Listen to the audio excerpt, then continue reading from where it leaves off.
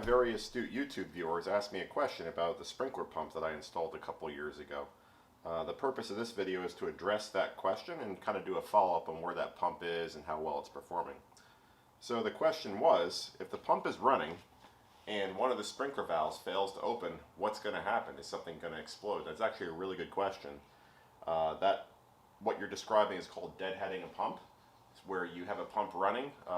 In this case, a centrifugal pump, not a positive displacement pump, thankfully. But deadheading refers to the act of running the pump with a closed output. And then a sprinkler system, is it going to do any harm? I don't know. I know the pump is not rated to be deadheaded. It's not designed to be run with no output. So what I've decided to do is install this pressure relief valve. So this will get installed on the pump output and it'll open at 75 psi.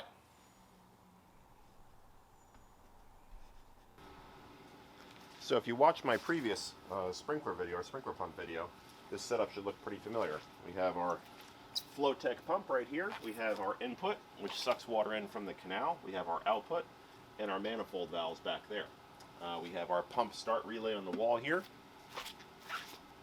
A lot of you guys asked a lot of questions about that. Let's see, there we go.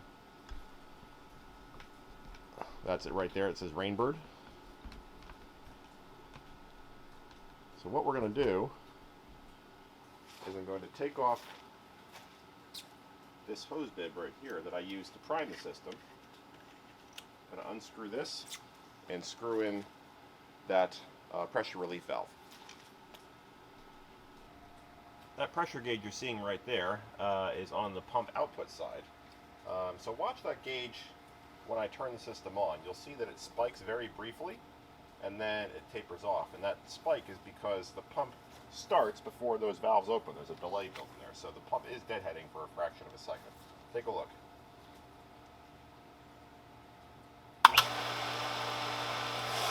See, it spiked to about 55, 57 psi.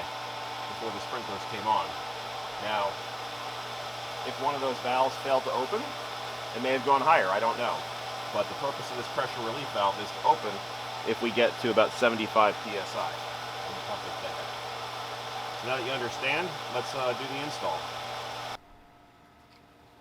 Let's unscrew this valve here. I'm going to use a wrench. Should come off pretty easy. We'll keep this nearby because this is used for priming if I ever lose prime. We'll simply screw this valve in its place. I've already coated the threads with sealant.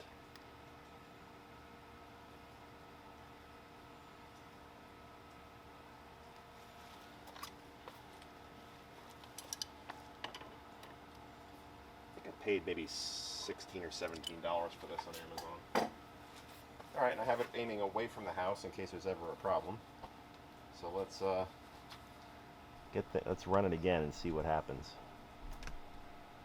I'm not expecting any water to come out of there.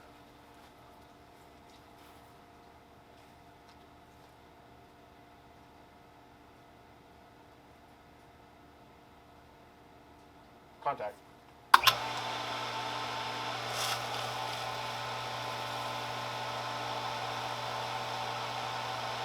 There you have it. Again, didn't see any water come out, but we saw our gauge here topped off at about 60. But if this does continue to deadhead, this will open up and hopefully save the system. So hopefully you understand what that's for, and if you need a link or anybody needs to know where to get these, let me know. I've gotten a lot of questions about this system. I guess it's that time of year and people are thinking about their water bill or watering their grass.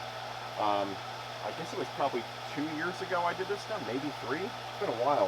I've had really zero problems with it. The only issue I've had is just losing prime at the canal every once in a while. The pickup doesn't always stay on. Sometimes it dislodges if the water goes up or down, but that's really the only issue. This whole setup here has been 100% solid. I haven't had to do anything to it. I'd do it again in a heartbeat. I'd probably save $100 a month in water. So very, very well worth the investment. A lot of labor, but again, very much worth it.